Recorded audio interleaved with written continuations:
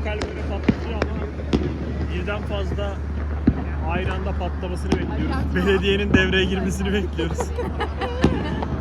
Budapest Belediyesi İşletmeleri ve devreye belediyeyi girerse göreve çağırıyoruz. göreve çağırıyoruz. Havalimanına bekliyoruz. Şurası önceden girdi. 59. Biraz başlıyorlar. Başlattılar.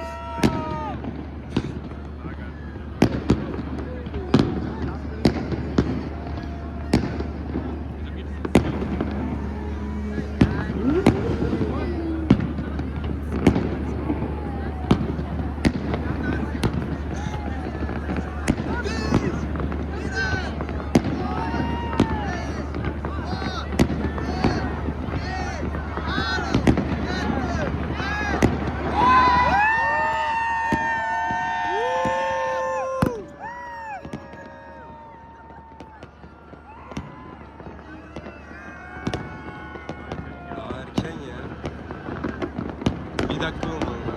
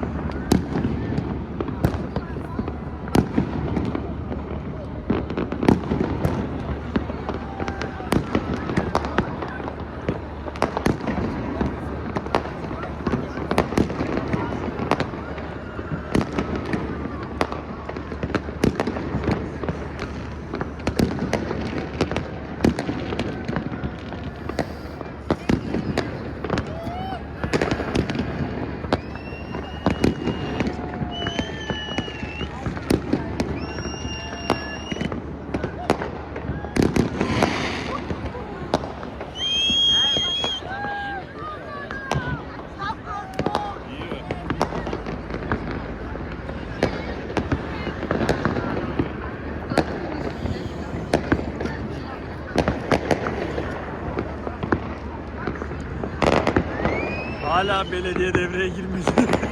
Biraz zayıf Biraz buldum zayıf ya. kaldı. Biraz zayıf buldum.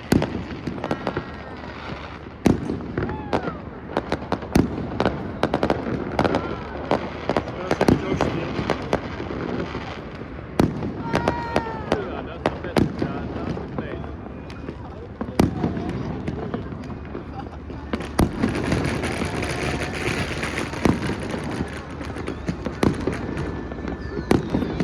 Biz kaçıran öyle bir şey herhalde.